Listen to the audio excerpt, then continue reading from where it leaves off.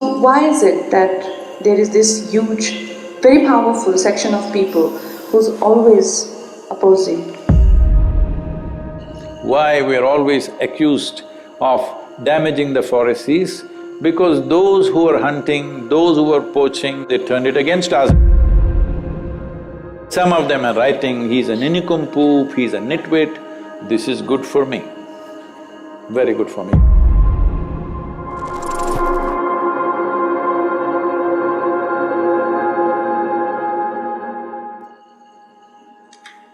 Namaskaram, Sadhguruji. I want to ask you that I see, when you work and you do so much for everyone, I want to know why you or other people also I know who are, like much needed in the world.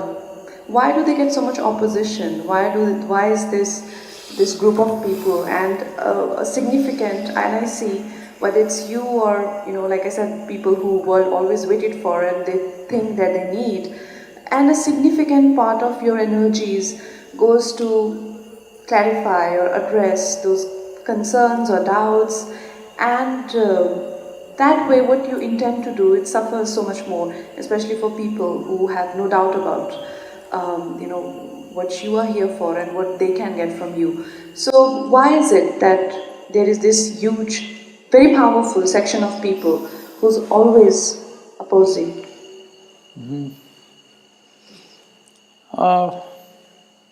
Don't go by the noise that they make on the Twitter. They're making so much noise on the Twitter means, it's little birdie, because they have no footprint on the ground, they have no substance. All they have is full-time on social media platforms, particularly Twitter. Here we've left tweeting to the birds, because they must tweet. So, we should not overestimate them, but at the same time, can we ignore them? No.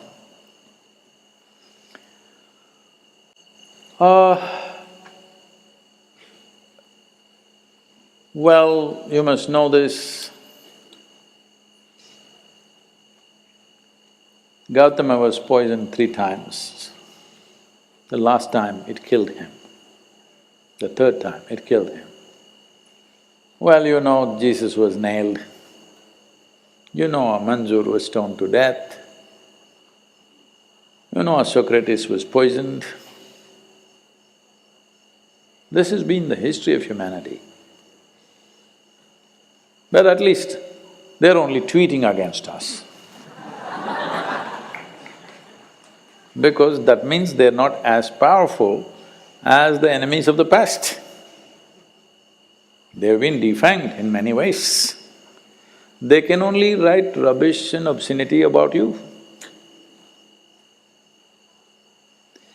Because my chest did not swell up when somebody praised me.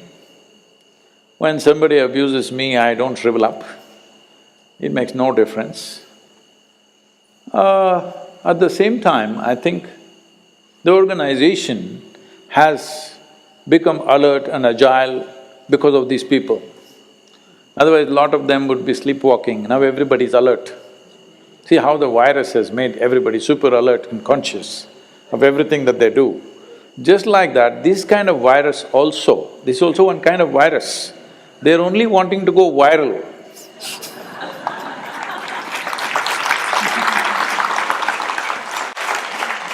Because they don't do anything of substance in their life, their only joy is for a few minutes in the day they went viral somewhere about something, because they said something shocking or obscene or utter lie which shocked people and it went viral, doesn't matter. All I'm saying is, my only concern is this, that today, for the first time in the history of humanity, we have tools with which we can reach the entire human population.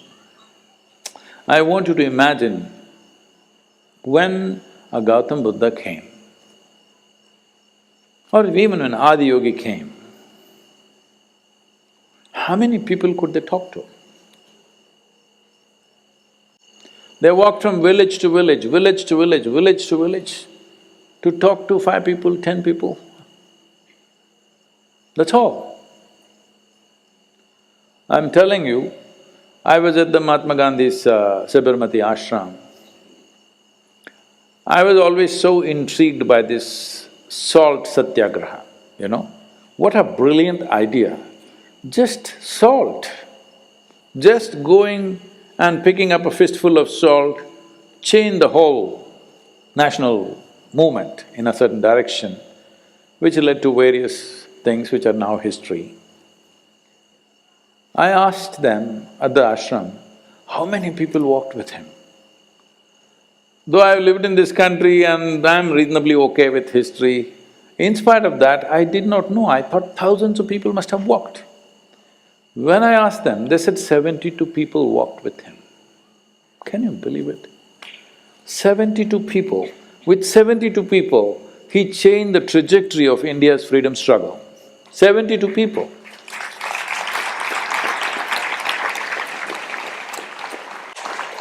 We have millions of people. We can change the trajectory of how humanity lives.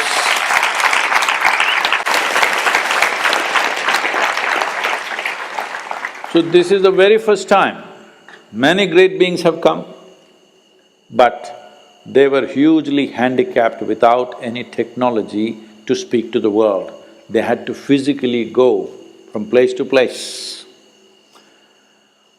Who they are, they may be big today in the human consciousness, that has happened over hundreds of years or thousands of years.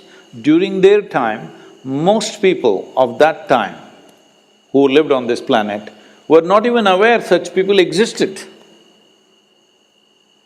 When Adi Yogi walked, do you think anybody knew such a great being?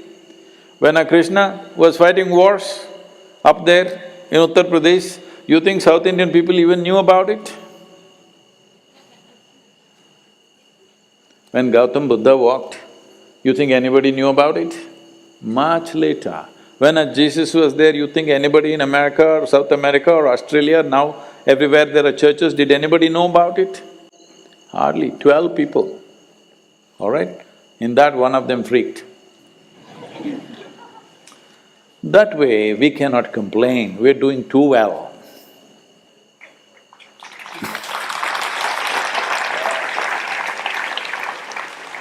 Never before it's been this good. Hello? Never before it's been this good. What are we complaining about a few? They have no employment, so they're self-employed in abuse. It's okay.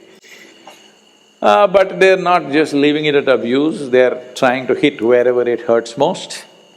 Not me, they can't hurt me, they'll hurt the work at various places. But it's okay. I think if you keep the throttle on, these kind of things will fall off. We just need to keep the throttle on. If our commitment to create human well-being as we are committed, if we remain strong in our commitment, these things will not only fall off, they will be here also tomorrow.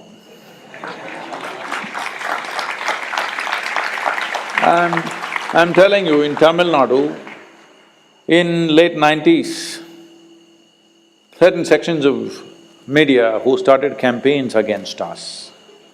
Our struggle started because we tried to stop a few things that were happening in the forests. Why we are always accused of damaging the forests is because those who were hunting, those who were poaching, those who were cutting sandalwood trees, we made efforts to stop them, so they turned it against us and said, these people are just cutting the forests. And even now it sticks. Maybe a small percentage of population still believes that we could have done it. They keep commenting here and there. They say, oh, he cut all the forests, now he is planting trees. Because we stopped them, Because they were having a free run, when we came and established ourselves here, we became a big sore point for them. We were the big trouble because this was the only road available for them to go into the jungle and do whatever they were doing. So, they're not able to eat venison, they're not able to eat buffalo meat, they're not able to hunt, they're not able to… wild war. They're missing all that. And of course, the sandalwood and those who were clearing trees and cultivating marijuana up there, all of them we stopped. Because of that, 25 years later, still it is going on, that we have destroyed thousands of acres of forest. Well, you ask any forest official who's working in the area, is forest doing better because of us or worse because of us? You can just ask anybody. And you can ask any village person out here, people who have lived here for long enough, they know everything has become safe and secure because of us. So because of that, they're going on about that. Everything that you can accuse a man of, a man can do and cannot do, they accuse. These days, they're also trying to give a commentary on my quotes and my talks and everything, how stupid I am and that is good. This is a good angle they've taken, I'm very much excited about this angle. Because some of them are writing, he's a nincompoop, he's a nitwit, this is good for me, very good for me. You don't understand how, because there is a certain thing to it. It's good. These accusations of forest and killing elephants, all this they have stopped because it's not flying. All government agencies have put out what is the information. So they know they can't go on saying that, now they're stopping that and talking about how foolish and stupid I am. That's a good advertisement for me. That's very good. So at the same time, we should not, like virus. Virus is okay, we don't want it to get into our nostrils. So we must keep them little away. That we should always take care. There's no problem, but that we should take care of that. A certain amount of energy and time is expended on this, unfortunately. But what to do? That's part of living in the world. There was a great Kannada sage called Basava. He said, "Bettadolondu mana ಮಾಡಿ ಮೃಗಗಳಿಗೆ ಅಂಜಿದಂತೆ, ಸಂತೆಯಲ್ಲೊಂದು ಮನೆ ಮಾಡಿ ಶಬ್ದಗಂಜಿದಂತೆ, ಊರಲ್ಲೊಂದು ಮನೆ ಮಾಡಿ ಮಾತಿಗಂಜಿದಂತೆ." That is, you build a home in the forest and then you're afraid of wild animals. What are you? You make a home in the marketplace and you're afraid of noises. So what's wrong with you? You live in a town and you're afraid of other people's comments, so what are you? Well, no, this is expert. At least this you must appreciate, all these people who are giving commentaries on how stupid we are, they're avidly listening to us. One day it'll transform them.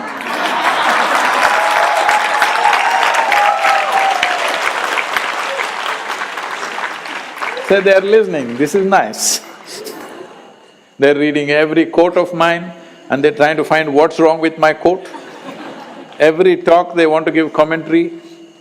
I have confidence that one day it will transform them for sure. If it could transform you,